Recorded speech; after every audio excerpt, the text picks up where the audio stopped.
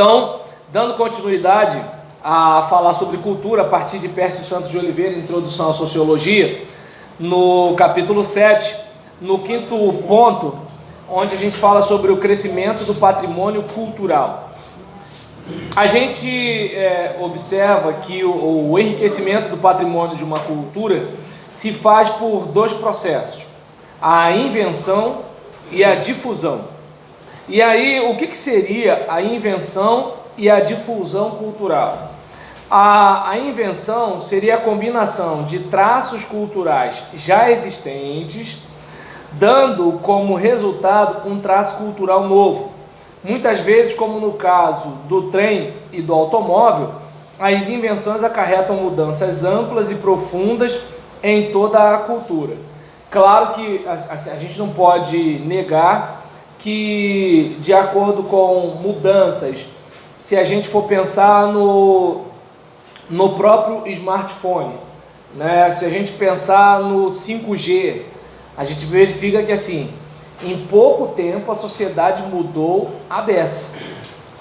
Não vou muito longe, eu vou fazer uma pesquisa e aí eu consulto meus livros. Quando a leitura é muito pesada, o que eu faço? Eu digito no YouTube e aquele assunto que na leitura é pesada, às vezes tem um professor que tem uma sacada boa, de um modo bastante dinâmico, eu consigo digerir aquilo, né? E assim, há um tempo atrás eu só teria meu professor na classe, mais nada, né? Então, se a gente for observar a questão do e-mail, eu tinha que estar em casa para usar o computador e mandar um e-mail. Agora eu posso estar em qualquer lugar que eu vou na minha caixa de e-mail, no meu celular e mando. Então, é uma coisa que, gente, muda a vida da pessoa. Os cursos à distância, se a gente for observar, olha quanta coisa mudou por causa das plataformas digitais. Aí, se a gente pensar, né, como era a vida na charrete, como passou a ser a vida com o automóvel. Então, o avião, então a gente percebe que tem algumas invenções que elas são tremendas, mas tem algumas outras, né, que é o caso aqui, que vão variando gradativamente. E aí, alguns traços culturais, como a nova moda ou o uso de um equipamento recentemente inventado, difundem-se dentro da sociedade em que tiveram origem e também em culturas diferentes, geralmente pelos meios de comunicação, jornais, revistas, televisão, cinema, rádio, internet, etc. Quando isso ocorre, dizemos que está havendo um processo de difusão cultural. Então a invenção, ela acontece localmente, enquanto a difusão, ela universaliza o negócio. Então é algo que, se a gente for observar, por exemplo, o trabalho de youtuber, ele surge num contexto cultural, mas por causa da difusão, vários países em vários continentes começam a absorver uma cultura que era de um lugar só. Se nós pensarmos, digamos, no próprio rock, né, o rock ele surge num local, né, então ele é uma invenção, mas depois ele passa por uma difusão que chega a vários lugares. E assim por diante. Então, assim acontece com o crescimento do patrimônio cultural. A cultura é o somatório de todas as realizações das gerações passadas que se sucederam no tempo, mais as realizações das gerações do presente. Então, digamos, nós temos ao mesmo tempo a possibilidade de escutar um Jimi Hendrix e um Pablo Vittar, né? Então a gente tem aquela cultura lá de trás com a cultura de agora, né? Assim, quem é da época de Jimi Hendrix não imaginaria conhecer um Pablo Vittar, né? E agora, quem é da época de Pablo Vittar vai saber que existiu um tal de Jimi Hendrix. Alguém vai contar, alguém vai falar, né? Então, se a gente pensar, eu estava conversando com um colega meu, estudamos juntos na 8ª série, e aí a gente conversa no Twitter, né? Eu costumo dizer que, para mim, discutir política é legal no Twitter. No Facebook a gente perde amigo, no Twitter não, porque a gente discute com estranhos. Então, é maior barato. Por exemplo, Gleice Lula Hoffmann coloca um negócio lá no Twitter. Aí a gente começa a seguir, e aí alguém fala um negócio, outro fala outro negócio e tudo tal. Boechat posta um negócio, e vai todo mundo. Leonardo Boff, então assim, eu sigo o contraditório, né? Então eu gosto de pegar a esquerda, a direita, provoco todo mundo. Aí o pessoal vem, daqui a pouco eu consigo seguidor, eu perco o seguidor, é mó barato esse negócio. E aí, no Facebook não, porque aí já é o pessoal da igreja, o pessoal da rua, tá entendendo, os vizinhos, aí a pessoa fica com bronca de você, fica de mal. Então, ainda mais esse período de outubro foi um período tenso, né? Agora o que acontece? Diante de uma situação dessa, eu estava batendo um papo com um colega, né? Que uma pessoa estava criticando o Lobão, porque o Lobão tá nessa defesa da direita, né? Criticando o sistema, aquele negócio todinho. E aí, todo mundo aqui sabe quem é o roqueiro Lobão, né? Todo mundo aqui sabe. Marcelo que talvez não soubesse. E aí, nisso, o pessoal criticando o Lobão, dizendo que ele era zoado, né? Viciado, esse negócio todinho e tudo tal. Aí eu fui, numa resposta ao meu colega, né? Que retweetou isso daí, eu falei... amigo, tempo bom aquele, né? Em que a molecada dançava aprendendo política com músicas de Legião e Capital, né? E assim, a MPB servia para as aulas de literatura. Então, né, é interessante quando você olha e verifica o quanto a música brasileira mudou, né? Que hoje, assim, dependendo do que se toca, né, você fica constrangido de estar perto de alguém, né? Então, é que nem quando eu passo na rua e escuto o Funk Melody do Stevie B, aí eu fico pensando assim, o crente era feliz e não sabia, porque o funk só tinha barulho, ele era em inglês, né? E o que acontece hoje, além do barulho, tem o palavrão. E o palavrão ainda é o de menos. O pior é o tipo de obscenidade que você fica constrangido de ficar perto da sua filha, da sua mãe, né? E de outras pessoas. Então é um negócio complicado. E aí a gente observa, né, que a cultura é o somatório daquilo que foi realizado no passado com aquilo que é feito na nova geração.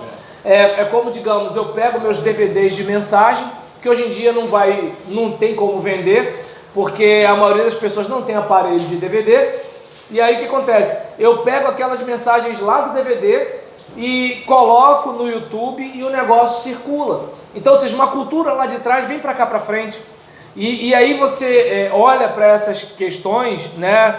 E você verifica a importância do patrimônio cultural. Você pega um livro, né, de Sun Tzu, A Arte da Guerra, um negócio que foi escrito lá, aí tu pega aquele negócio e hoje você consegue ler num tablet, né? Ou então você pega, né, por exemplo, eu ia falar de Maquiavel aqui, mas a onda agora é falar de Gramsci, né? O negócio é falar de Gramsci, né? E aí nisso todo mundo fala do gramscismo ou gramscismo, eu falo gramscismo, né? Aí por exemplo, gente, há um ano atrás você lia esse nome num trabalho acadêmico, no meio de 200 acadêmicos, e geralmente era uma citação, né? Vou falar perto de um direitista ali, né? Era uma citação a favor.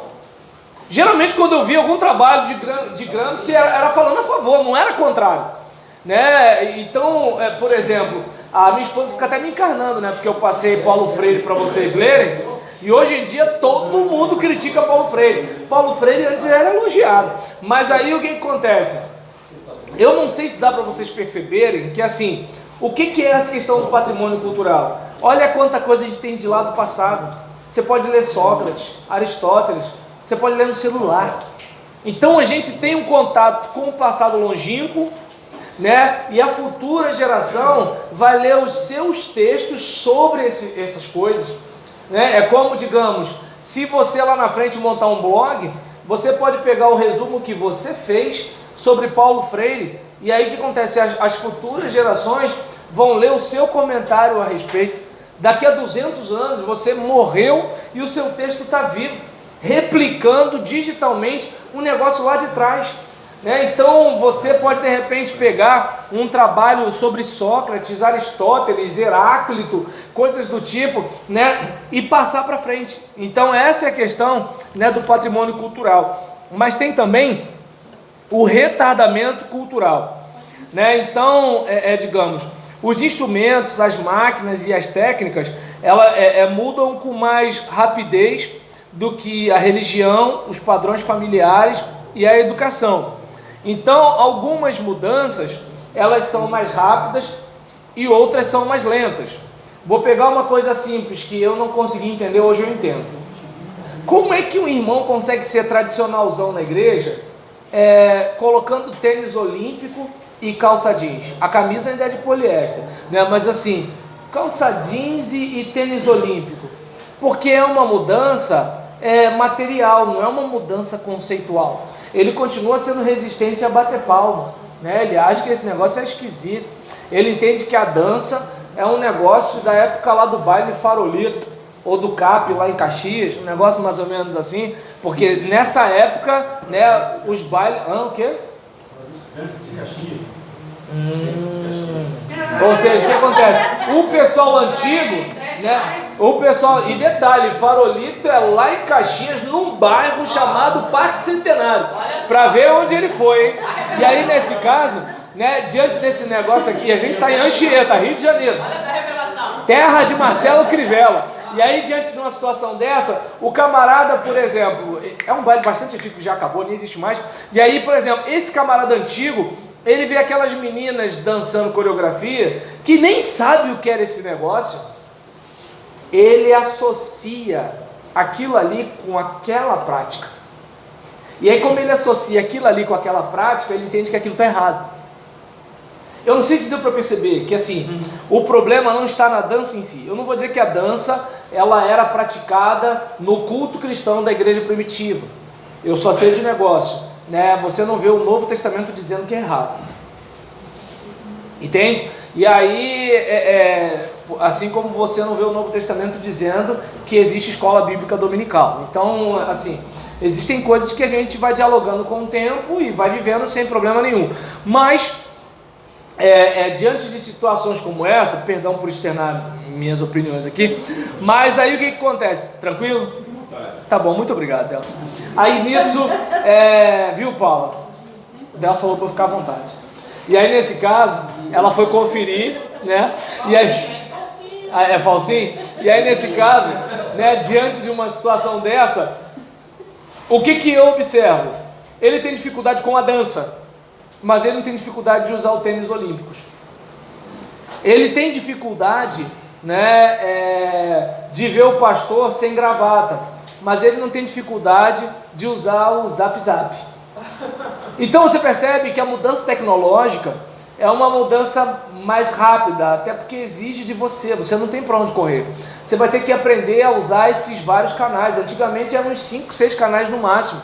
Era o seletor, rodou, acabou, só deu a volta, completou a jogada, né? Então lidar com a tecnologia, por mais difícil que seja, é mais fácil do que lidar com a cosmovisão, né? E aí que nem, vou pegar uma coisa simples, tô eu, né, para pegar um número no médico, e aí eu queria sentar numa determinada cadeira e só vi uma senhora com uma bolsa do lado. Aí eu falei para ela, essa bolsa da senhora? Ela, não, é da minha esposa que está ali. Quê? Eu tive essa mesma, como é que eu posso dizer? Não foi bem a reação. Isso, eu tive esse estranhamento, obrigado. Eu tive esse estranhamento, mas não tive essa reação, senão eu estava lascado, né? Aí eu, muito obrigado. Mas internamente, foi tenso para mim. Esposa, né? E aí o que acontece? Por quê? Porque essa mudança cultural, ela não é tão veloz quanto você usar o WhatsApp. E, pelo amor de Deus, eu não estou aqui dizendo se é certo ou errado. Eu só estou dizendo que assim, é uma mudança cultural clara diante dos nossos olhos. Eu ia falar clara e evidente, mas se é clara é evidente. Até que ponto a cultura deve influir? Sei lá, ué. Até que ponto a cultura deve fluir? Não sei. Porque às vezes você acha que o limite é até aqui, mas não é, ué. Diz o Joelson que é até a volta de Cristo. Só que depende da compreensão da volta de Cristo. Porque se tiver a questão do arrebatamento e tiver, depois do arrebatamento, alguma coisa acontecendo aqui, ainda continua a cultura, né? Tá dando para entender? E aí o que acontece? Isso é um negócio que quando você pensa assim, aqui já deu, vai ter mais alguma coisa. É que nem, por exemplo, hoje deu no Bom Dia Brasil, um político que estava,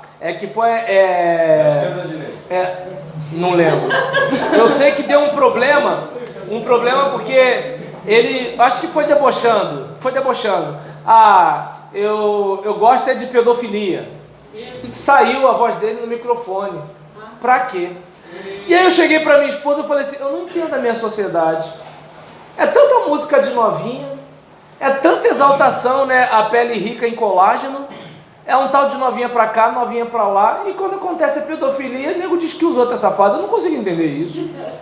Não, tenta entender meu raciocínio. Eu não estou aqui defendendo a pedofilia. Eu só acho esquisito.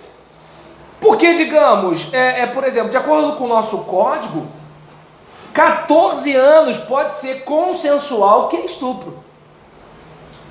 Agora, corta pra mim.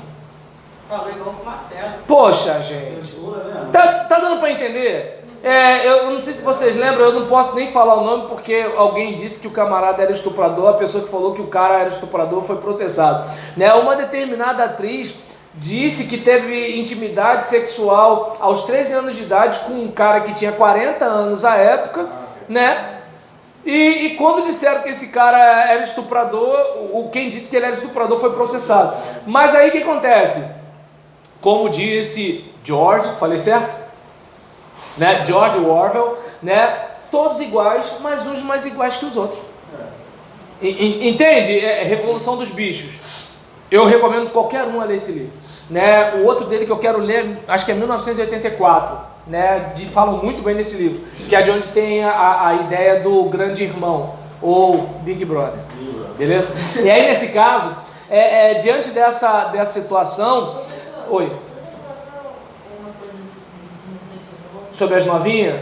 Sobre a política? Sobre o quê? Sobre a questão da pedofilia, sobre a questão de... Eu sou contra, tá? Não custa nada dizer. Imaginar que eu seria a favor. Aham. Eu penso assim, que se você ouve uma música, nós somos obrigados a fazer isso todo dia, né? Para ouvir o que não quer, ver o que não quer. É o ponto. Que a gente vira para a pedofilia, para a maldade o tempo todo.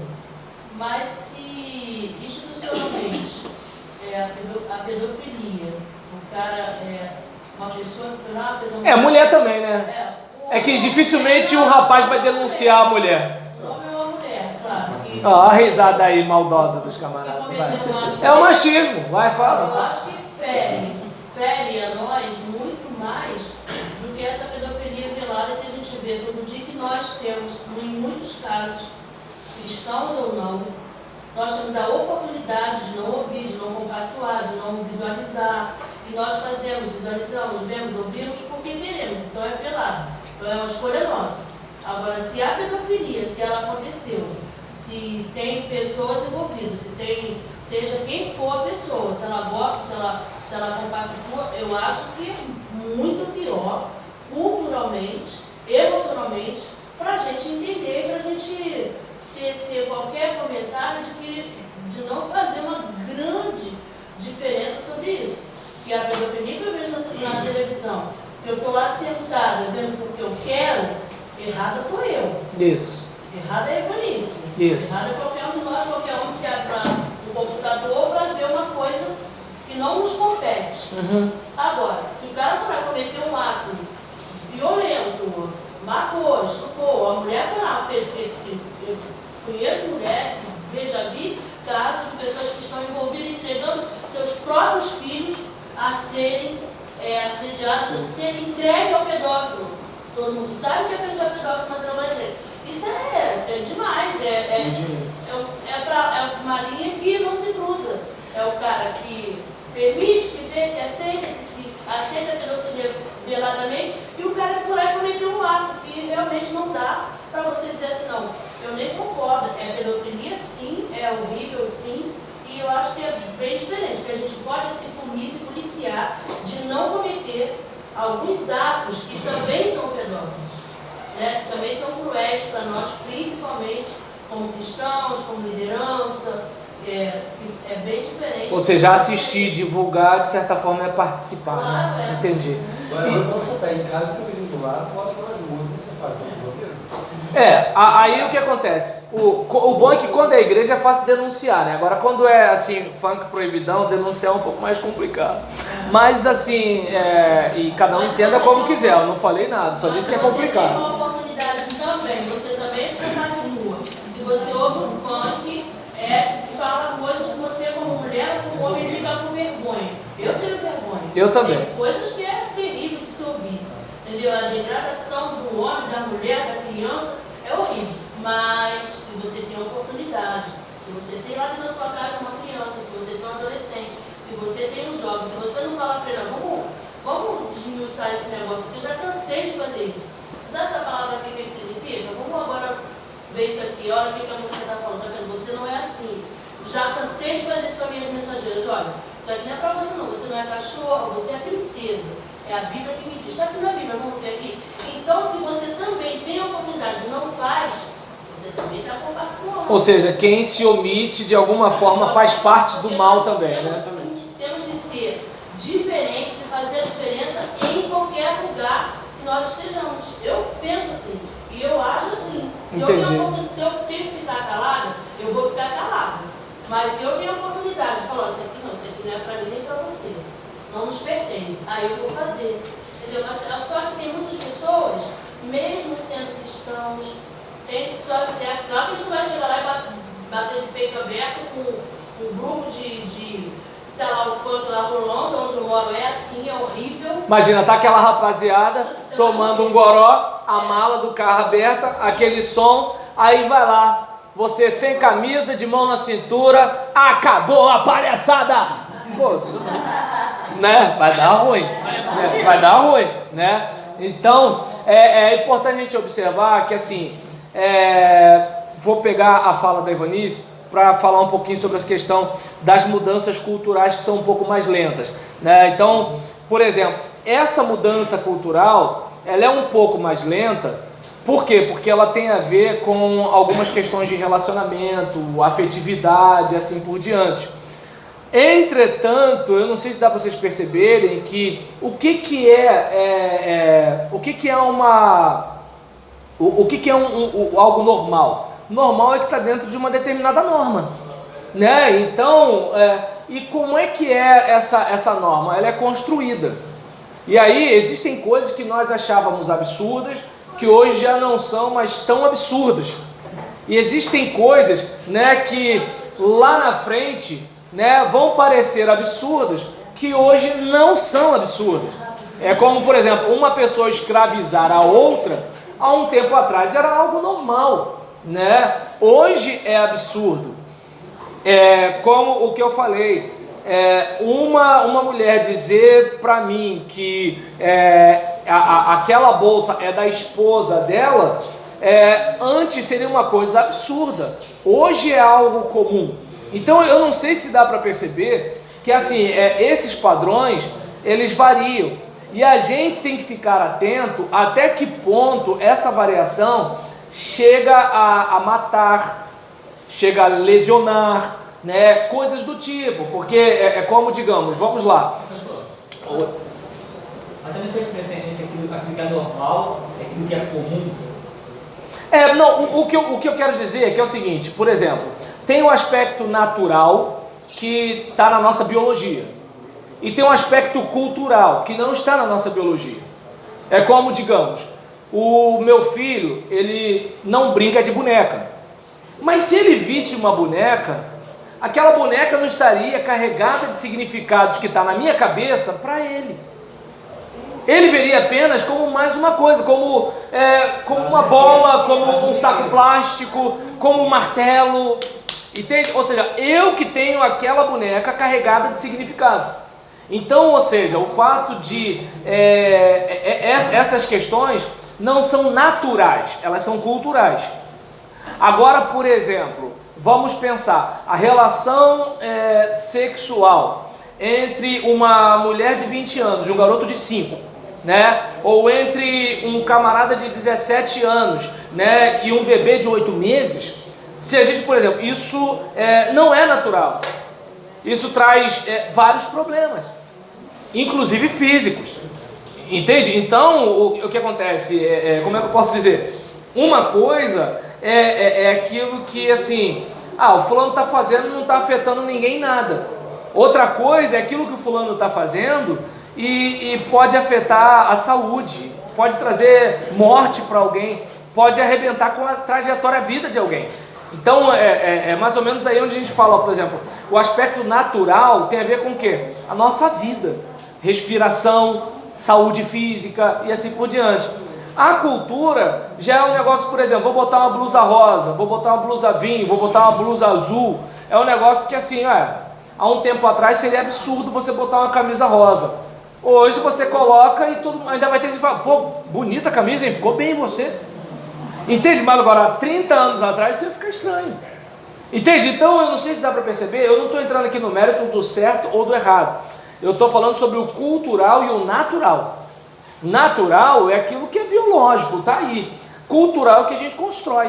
Né? Por exemplo, vou pegar uma coisa simples. Eu tô vendo que assim, Jaciara cortou o cabelo. E aí, digamos, isso é cultural, ela podia deixar o cabelo do jeito que estava, né? Então, por exemplo, Gracilene fez um negócio lá que eu não sei se molhou, o que fez e tal. Isso é cultural, tá entendendo? Natural é o cabelo dela em si, mas isso que está acontecendo é cultural. Então é isso que a gente faz. Tá dando para entender? Neuci tá de óculos, isso é cultural. Natural é o olho sem nada. Então eu não sei se dá para perceber que assim, digamos, a cultura é uma interferência na natureza. E agora, por exemplo, o que acontece é que a gente chegou a um ponto, né, de fazer coisas. Vou pegar uma coisa simples, digamos, vou pegar a discussão sobre a descriminalização das drogas. Eu entendo que numa sociedade democrática, calma gente, antes que alguém diga que tem gente que é esquerda e não parece, né? Ou parece que é e não sei o que lá. Mas eu entendo que assim, discutir a descriminalização das drogas numa sociedade democrática, para mim é válido. O que não é válido para mim é antes da discussão, antes da descriminalização, o político usar. Deu para entender? Se a gente conseguir concordar na descriminalização, vai ser como na época do Al Capone, que tinha lei seca, liberou, agora todo mundo pode tomar um midnight. Pronto, acabou. Agora, enquanto essa descriminalização não acontece, e você está consumindo, então o que acontece?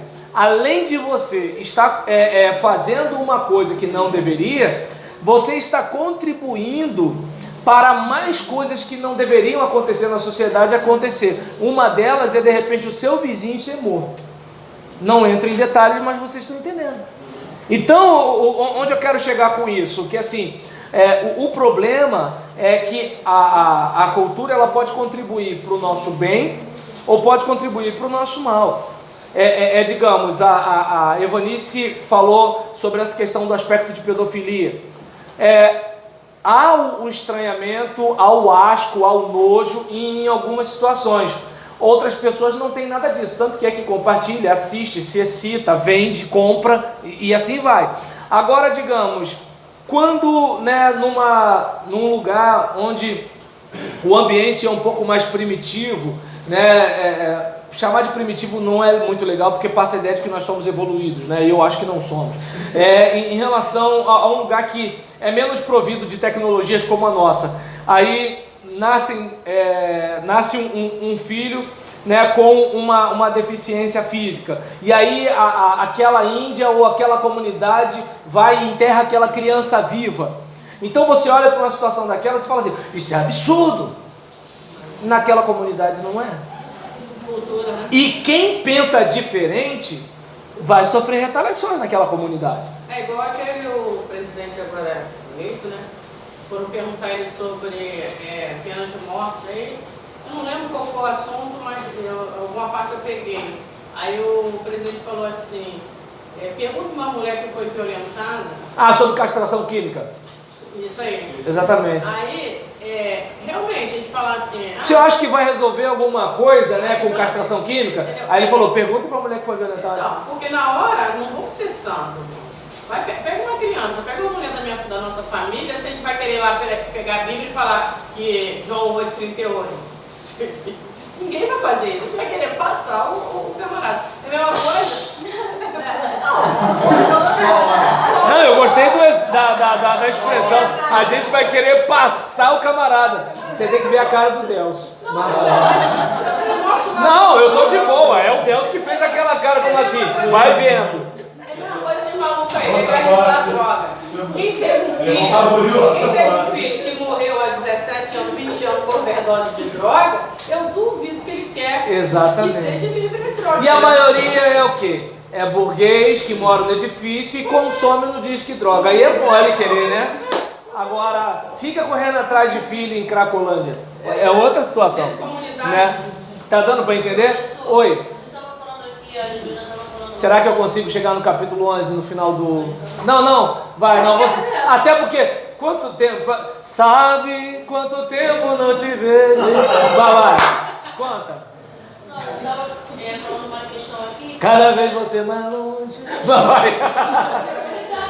Beleza, vai. Então, hoje em dia não se fala assim, é cultural, tudo é cultura, aí todo mundo vai aceitando que é cultural. Realmente, hoje a gente vê a ideologia de gênero, menina é menina, uma bagunçada danada. É menino ou menina? Isso pra mim é uma bagunçada só, porque é tudo antibíblico. O diabo, né? Então, é antibíblico, mas é cultural. Mas é cultural, obrigados a aceitar muitas coisas porque é cultural. Aí é que ela está falando aqui, que ela ensinou o filho dela a ser menina, ela ensinou a soltar pipa, ensinou a jogar, nada a ver com eu faço tudo isso aí, sempre fiz, mas a gente, quando na nossa época, tinha noção de Doninha. de quem a gente era, da nossa formação, nosso biotipo, a gente sabia. Hoje em dia não, hoje em dia virou tudo uma bagunça, mas a geração, a nossa geração teve menos problema com essa questão do que agora, porque agora ninguém quer falar. Nem os cristãos querem falar com os filhos, não é assim mesmo, faz parte, a igreja está lá cheia de problema, faz parte. É porque a gente pegou um período do Estado interferindo mais na vida das pessoas. E eu desconfio que